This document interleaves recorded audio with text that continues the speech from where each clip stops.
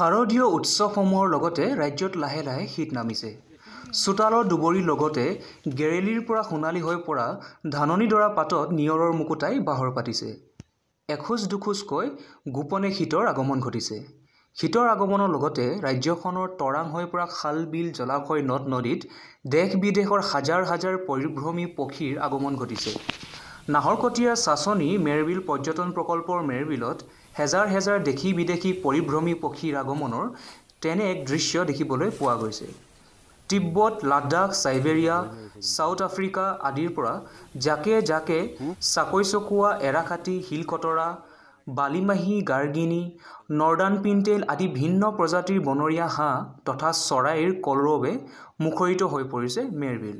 ইফালে মেৰবিল পৰ্যটন প্ৰকল্পৰ সভাপতি মণিমাণিক গগৈয়ে জনোৱা মতে লকডাউনৰ নিৰ্দেশনা মানি যোৱা ৮টা মাহেই পৰ্যটন প্ৰকল্প বন্ধ হৈ আছিল।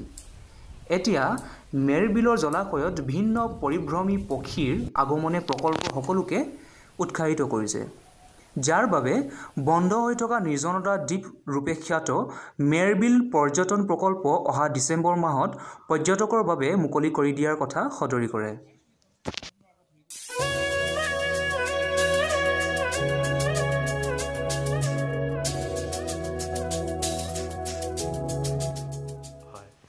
স্বাভাৱিকতে এইটো এটা বিপুল সৌন্দৰ্য আৰু সম্ভাৱনাৰ পূৰ্ণ এক অনুভৱ যেন ধুনীয়া পৃথিৱী, আৰু ই এটা নীৰৱতাৰ দ্বীপ আমাৰ ভাষাত এই পৰ্যটন প্ৰকল্পটো।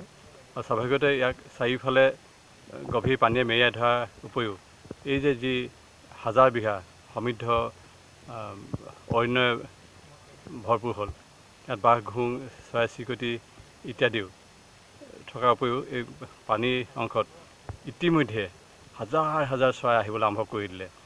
আমি সকলো প্ৰকৃতিপ্ৰেমী বা সকলো জীৱন প্ৰেমী ৰাইজক ইয়ালৈ আদৰণি জনাব বিচাৰিছোঁ।